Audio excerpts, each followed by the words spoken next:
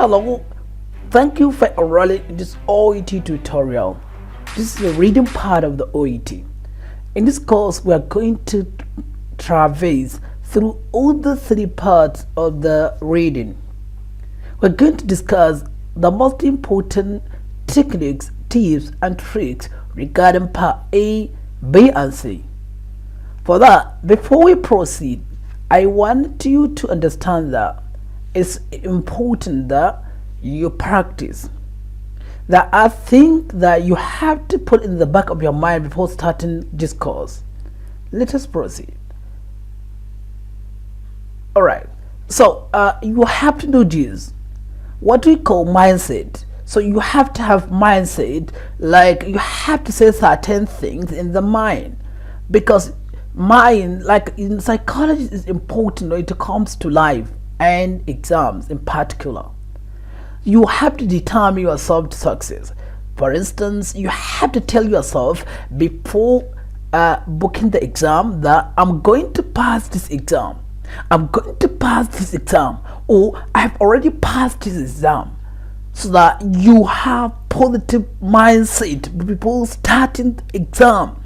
You have to have positive mindset before booking the exam. You have to set positive mind. You have to determine yourself to success. Okay, the next thing, you have to set grade.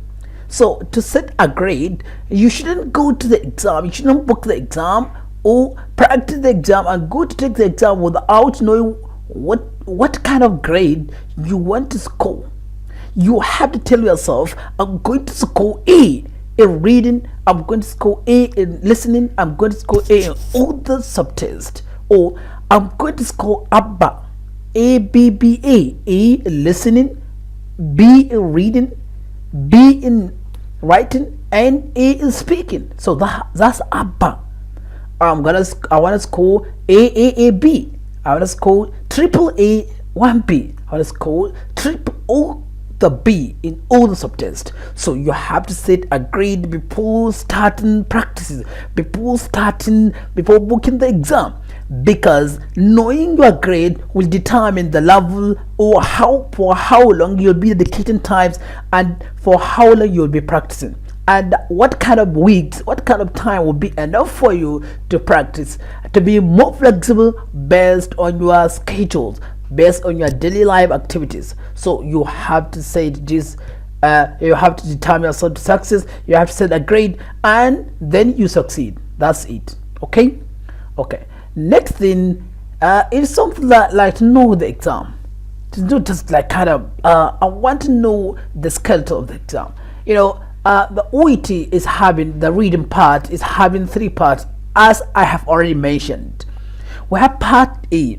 Part A is having 20 questions, and you're going to answer all these 20 questions in 15 minutes. Really? So you need a strategic plan to pass this exam. For that, we are going to discuss into detail part A, the strategies and everything, all techniques, tips, and tricks that you should be doing to pass that part, to finish all the 20 questions in less than 13 or 14 minutes. Okay, so that you must have extra 2 to 3 minutes that you can go through all the questions to see if you made mistakes. And then important to understand regarding part A, it is separated from part B and C. So it is not, you are going to do it in separate from B and C. So after this, after you spend 10 to 15 minutes, and after answering all 20 questions, at the end of the 15 minutes, they are going to take from you question paper of part A as well as the answer sheet. Then they are going to hand it to you. They are going to hand to you to give you part C, B, and C together. So you are going to do them together, carrying 45 minutes, making all together 1 hour. Next is part B or C. Part C has 2 extracts. Each extract is carrying 8 questions, making total of 16 questions. The time that you are going to do part C is in conjugate, is together with part B. So you're going to answer part B and C in 45 minutes. Part B is a bit amazing. It is a bit small, but it carries 6 different questions.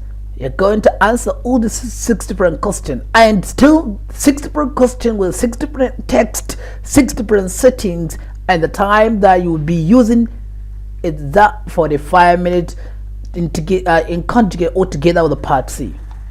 Next, to know, like, that's something that you have to know. Part A is like telling you or giving you kind of something like insight regarding what may happen in workplace, whereby you may encounter certain things, maybe a document or text that you have to scan or skim through it to understand certain information. So it's important to have these skills in order to work in the health sector. And the next is part B. Part B is just like trying to regulate, to understand, to show you in certain situations there might be some rules and regulations, might be certain things that might be posted. So you have to know how to take a look into all the things in the environment to understand them. So now they're going to give you text, then you read the text, you understand, and answer the question. You understand? They will ask a question based on that text. Okay, so now part C is a bit more complex. It's going to tell you to like give you a document or give you something very large, journal, because in medical career or healthcare career, you're going to be reading through journals, you're going to be reading through many things, so that to understand the value of research is especially to update yourself when it comes to sciences. Next is, when it comes to practice, you're going to practice all of them together, but we are going to start slowly with the small pieces, not doing all those 4 parts or all the 3 parts or all the 4 subtests of OET together, like reading, writing, speaking, listening. I'm going to do all of them in one day. You'll become exhausted, and the end you will stop practicing at all. Instead, we take a chop. We're going to be chopping part by part, so that to start slowly and progressively increasing the part that we'll be taking. The next, we said, like, you are going to practice the best on difficulty and the marks. Part A is very important, and it is a bit difficult to many, but we're going to make it easier for you. Part A, you have to practice part A. You shouldn't have any problems before exam with the part A, because we want you to get all the 20 marks. If it happened you got problems, you got stuck in one point or another, you should score at least 18 to 19 questions out of 20 of part A. Then the next, when it comes to advantage, when it comes to important, part C is important. So out of that 16, you have to come out with the 10 to 12 at least.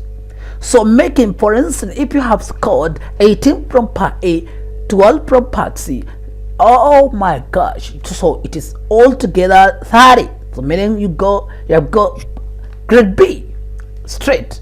Then part B is going to be just a bonus to you. So it's important to practice them based on difficulty, meaning if part A is easier to you, so you shouldn't focus more time on part A. Instead, go as SWOT analysis, analyze your weakness and go strengthen the weakness. Okay, instead of just focusing on your strength, and your weakness may overcome, may be a stuck to you, maybe a setback to you during the exam. All right, so next, let's go and discuss a bit like regarding part A. Part A is a bit more of like a question of part A are divided into 3. We have matching question. In the matching question, there are questions from question 1 to 7, whereby you are going to answer them just by matching, by taking kind of maybe the letter. Okay, they're going to ask you which letter. You are going to write the letter A, B, C, D of the text, not any word or phrase. That what we call matching questions. Then question 8 to 14, we call them short phrase, whereby you're going to write a word or a short phrase. Then question 3, whereby it's a gap filling, usually from question 15 to 20. So we have to know, we're going to follow them question based to know how to answer all of them in less time. So regarding batching, you have question 1 to 7 as we have said, and you are going to write them latest note, a word or phrase, and you shouldn't write any word or phrase. Regarding short phrase or word, between question 8 to question 14. Then the next is you're going to write a word or a short phrase. So this might be 1 or 2, might be more than one word together. Okay. So next is gap filling, question 15 to 20. You're going to write them a word or phrase. Sometimes a number they might ask you maybe a gram, maybe a dose of medication. So you have to understand how to answer all of them. And in this, it may carry more than one word. All right. So let us go to part B. Part B is like more or less they give you a manual, maybe a short text box containing text. Inside text, it might be a manual, it might be an update regarding something, it might be an email, it might be a memos, or maybe a guidelines, etc. So in such, you're going to all of them. They're going to ask you 3 questions, either of the 3. One of the 3 will come to you in part B. All the 6 questions will come. The pattern or structure of the question is going to be one of 3. Maybe they may ask you general idea regarding the text, what it is teaching, or maybe they may ask you the main point, or like the main point of the text, or they may ask you the purpose of that email, the purpose of guideline, the purpose of the memo. Okay. Then the next thing to understand is we don't go straight by reading all the options the question. No, we go as QTO method.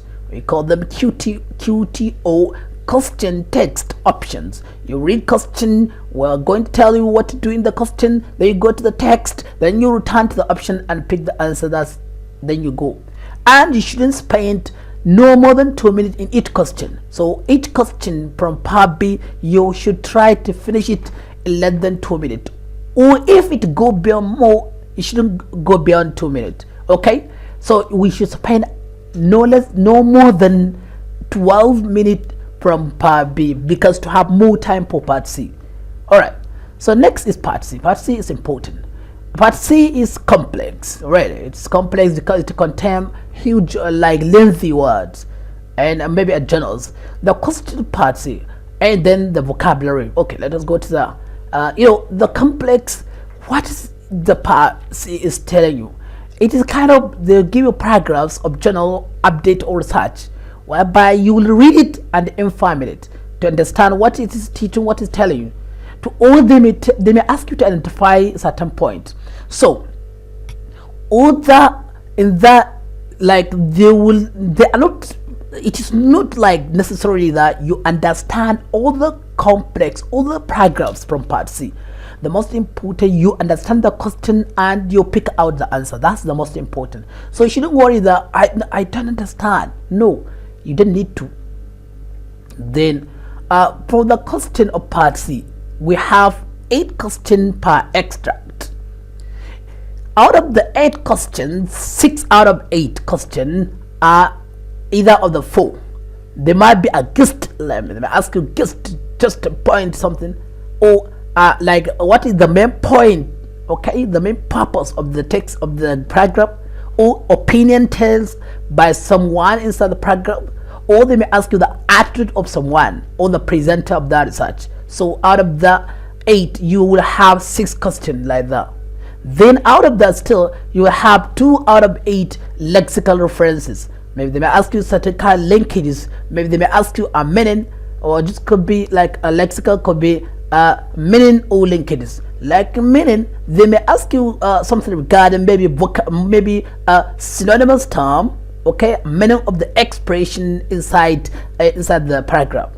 So then the next one is the way to improve yourself when it comes to part C. You have to, if you have time, you can listen to a podcast to improve your vocabulary, and you may watch movies based on your needs so that you can have more vocabulary to help you understand part C. And the next important is by reading journals. There are many journals that we are going to mention. through which you can learn and acquire more skills and more vocabulary.